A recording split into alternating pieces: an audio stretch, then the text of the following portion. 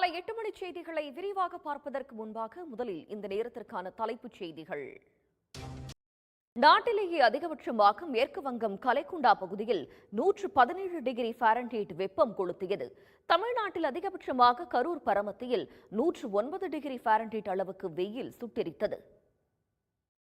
கடுமையான விமர்சனங்களை அடுத்து 2 கட்ட தேர்தலில் பதிவான வாக்கு சதவிகித விவரங்களை தேர்தல் ஆணையம் வெளியிட்டுள்ளது.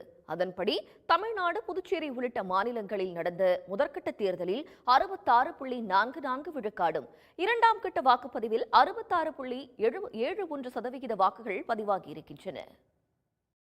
தேர்தல் ஆணையம் 2 கட்ட தேர்தலில் பதிவான வாக்கு சதவிகிதத்தை வெளியிட்டிருக்கும் நிலையில் ஒவ்வொரு தொகுதி வாக்காளர் எண்ணிக்கையை வெளியிடாதது ஏன் என மார்க்சிஸ்ட் கட்சியின் பொதுச் செயலாளர் சீதாராம் யெச்சூரி கேள்வி எழுப்பியிருக்கிறார். இது ஆட்டோமேஷன் துறையில் உலகளவில் முன்னணியில் உள்ள அமெரிக்காவின் ராக்வெல் ஆட்டோமேஷன் நிறுவனம் சென்னையில் புதிய தயாரிப்பு தொழிற்சாலையை திறக்கவுள்ளது.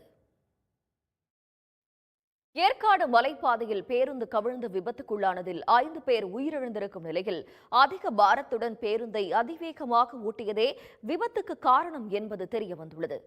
கோடை வாஸ்தலமான ஏற்காடு தமிழ்நாட்டையே உலுக்கிய பேராசிரியர் நிர்மலா தேவி வழக்கில் 6 ஆண்டுகளுக்கு பிறகு தீர்ப்பு வழங்கப்பட்டுள்ளது. மாணவிகளை தவறாக வழிநடத்திய இந்த வழக்கில் நிர்மலா தேவிக்கு 10 ஆண்டு சிறை தண்டனையும் எஞ்சிய 2 பேரை விடுவித்தும் நீதிமன்றம் உத்தரவிட்டுள்ளது.